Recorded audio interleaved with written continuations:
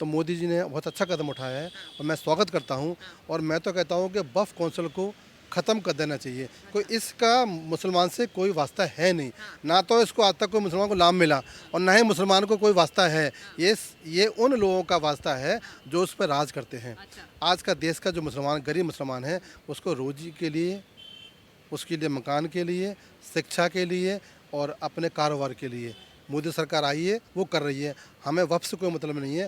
वक्फ को कल ख़त्म हो, अभी ख़त्म हो जाए। आज बात होगी कि किस तरीके से आखिर क्या वो वजह है जो केंद्र सरकार वक्फ बोर्ड की 123 संपत्तियां अपने कब्जे में लेने वाली हैं। और इस मामले पर पूरे विस्तार से जानते हैं, काफी बारीकी नजर रखते हैं। हमारे साथ मौजूद है पशमानदा मुस्लिम समाज के राष्ट्रीय अध्यक्ष एहसान खान जी। एहसान खान जी, सबसे पहले तो आपका मैं बहुत स्वागत करना चाहूंगी। बहुत बहुत धन्यवाद। आपके चैनल के माध्यम से आज महाशिवरात्रि की जी हार्दिक शुभकामनाएं। और देश ही नहीं, पूरे दुनिया में रहने वाले सनातनियों को आज का पर्व मुबारक हो। और आपने जिक्र किया कि मोदी सरकार जी उन संपत्तियों को लेगी जो वर्षों से वक्फ बोर्ड के हाँ कब्जे में थी। जी जी मैं बता दूं आपको कि मैं धन्यवाद करता हूं मोदी सरकार का, मोदी जी का, जी कि जो 65 वर्षों में जो कुरीतियाँ हुई हैं, हाँ जो गलत नीतियों के तहत जो देश को चलाया गया, अब उनको बदलने का वो कदम उठा चुके हैं।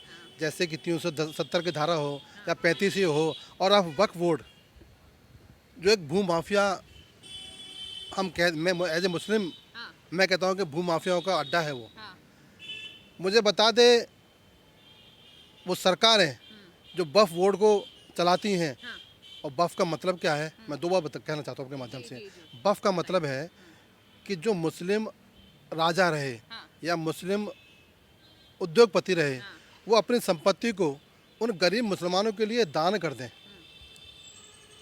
तो क्या पूरे देश के अंदर कौन से मुस्लिम अमीर राजा थे या कौन से अमीर उद्योगपति थे जिन्होंने दान की है?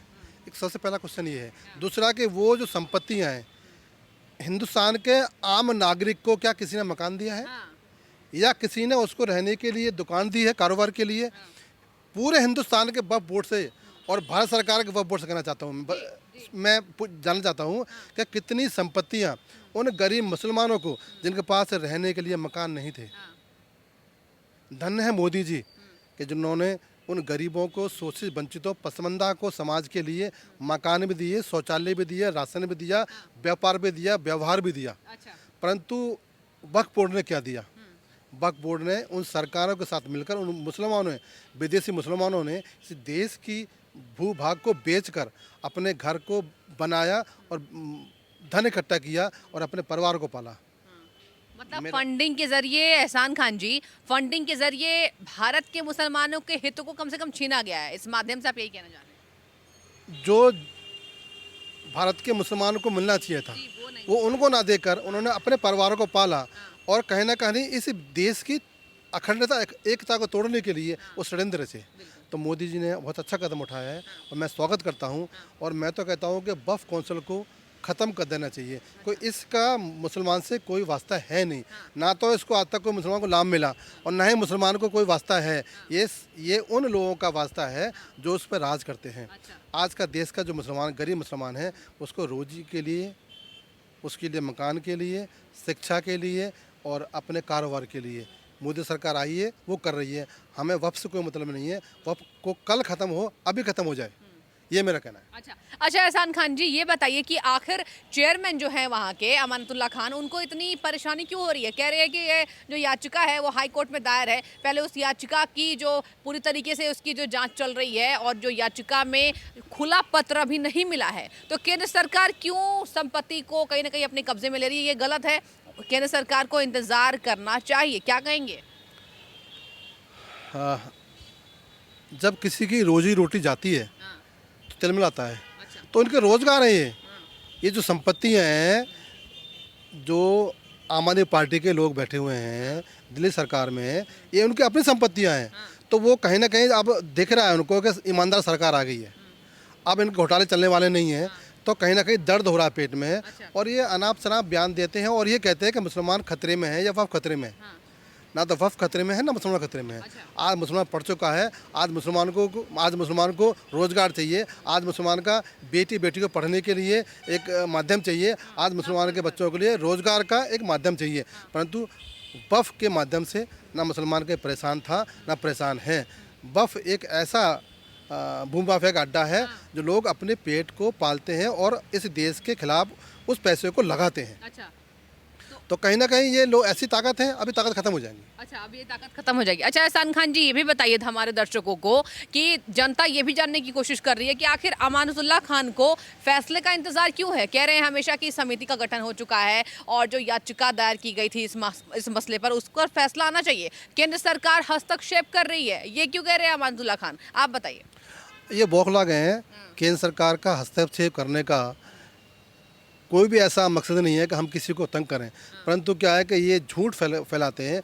और अभी दर्द क्या है इनको बताओ आपको कि देश आज विकसित हो गया है, दुनिया में एक ऐसा नाम बन गया है हिंदुस्तान कि वो दुनिया के फैसले करता है, दुनिया को मदद करता है। अभी तुर्की जो हिंदुस्तान के मुखालिफ करता था, हिजाब के मुद्दे पे क्या क्या किया है, हिंदुस्तान के नागरिकों ने, हिंदुस्तान की फ़ौज ने और हिंदुस्तान के नेताओं ने आज तुर्की की मदद की है। तो हम जो ये हिंदुस्तान की माटी है, ये सबसे प्यार करती है। हमें लोग गाली दें और हमसे प्यार करें, एक हिंदुस्तान ही कर सकता है। तो कहीं ना कहीं ये इस देश की ताकत को तोड़ने की और हिंदू मुसलमान का एक फसाद फैलाने की ये कुछ अमानतुल्लाह खान ने एक प्रोपेगेंडा रचा है, वो इसमें फेल हो जाएगा। अब इसमें कोई चलने वाला नहीं है और मोदी जी जो करेंगे वो देश हित में करेंगे। हम उनके फैसले के साथ खड़े हुए हैं। अच्छा, आप उनके फैसले के साथ खड़े हैं। क्यों कहा जा रहा है कि मुसलमानों की आवाज़ को दबाने की कोशिश की जा रही है? देखिए एहसान खान जी, आप बेहतर तरीके से इसको संक्षेप में बताएंगे, आखिर जनता भ्रमित ना हो इस बात से।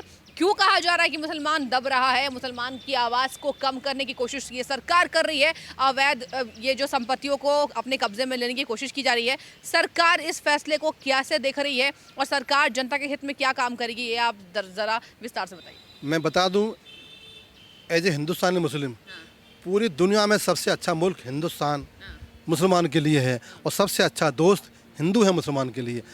और आज का जो हिंदुस्तान का मुसलमान है वो ना तो डरता है ना दबा हुआ है। आज वो इस सरकार में सुरक्षित है, वो पढ़ भी रहा है, वो शिक्षित भी हो रहा है, वो रोज़गार भी कर रहा है, वो व्यापार भी कर रहा है, वो खुल के बोल भी रहा है और खुल के मोदी को गाली भी दे रहा है। वो कितने लोग हैं जो आज दिन मोदी को कोसते रहते हैं, कोई मोदी का मौत का सौदागर कहते हैं, कोई मोदी को कोई तड़ीपार कहते हैं, ऐसे कैसे शब्द कहते हैं, तब भी मुसलमान कहता है मैं डरा हूँ। परंतु हिंदू समाज कभी भी ना डराता है मुसलमान को, वो तो प्यार से उसको साथ काम करता है, व्यापार करता है, व्यवहार करता है। ये हिंदुस्तान के हिंदू की खूबसूरती है। परंतु मुसलमान जो कुछ मुट्ठीबंद नेता हैं वो भ्रम फैलाते हैं कि मुसलमान दबा हुआ है, डरता है। ना तो मुसलमान कोई डराता है मुसलमान को और ना ही डरता है मुसलमान। कोई इस देश का मुसलमान इस देश में रहने वाला है, इस देश से प्यार करता है, इस देश से मोहब्बत करता है और अब भारत सरकार के साथ कंधे से कंधा मिलाकर सदैव अपने इस देश के निर्माण में भागीदारी निभाएगा। देखिए, आपने तो एहसान खान जी यहाँ पर साफ कर दिया कि भारत का मुसलमान कंधे से कंधे मिलाकर चलेगा।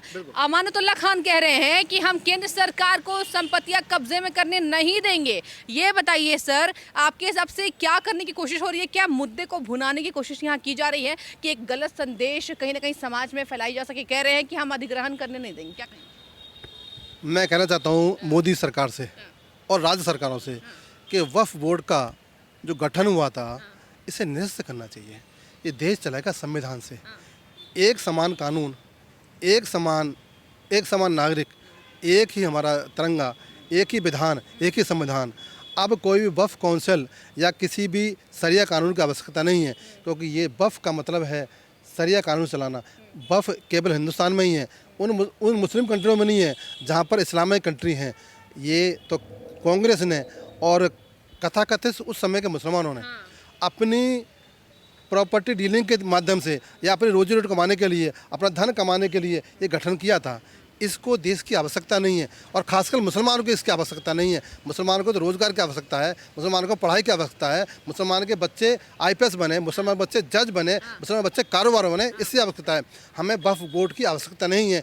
इसे पूरे देश से ख़त्म होना चाहिए और जो संपत्ति है भारत सरकार अपने कब्जे में ले और वो देश के गरीबों को उसको दान कर दे या फ्री में दे दे या मकान बना कर दे दे। देश की सरकार करे, उसमें हिंदू भी हों, मुस्लिम भी हों, सिख भी हों, ईसाई भी हों, सभी धर्म के गरीब लोगों को वो मकान बना कर दे दे, ये मेरा कहना है। यहाँ पर पशमानदा मुस्लिम समाज के राष्ट्रीय अध्यक्ष एहसान खान जी ने साफ किया है कि जो संपत्तियां केंद्र सरकार अपने कब्जे में लेने वाली है, इससे समाज का बेहतरी होगा। मतलब समाज में बेहतर व्यवस्थाओं को करने के लिए मोदी सरकार का यह फैसला आया है, जहां पर अमानतुल्लाह खान को कहा जा रहा है कि झटका लगा है, इसलिए वो बौखला गए हैं और बिफर पड़े हैं। कह रहे हैं हमारी याचिका लंबित है, उसका फैसला आना चाहिए, उसके पहले केंद्र सरकार इस पर कोई हस्तक्षेप ना करे। पूरा मामला हमने आपको एहसान खान जी के माध्यम से बताया है कि सच्चाई क्या है और समाज को किस तरीके से गलत संदेश देने की यहाँ पर अमानतुल्लाह खान वक्फ बोर्ड के चेयरमैन कोशिश कर रहे हैं। तो मैंने आपको बड़े विस्तार से समझाया और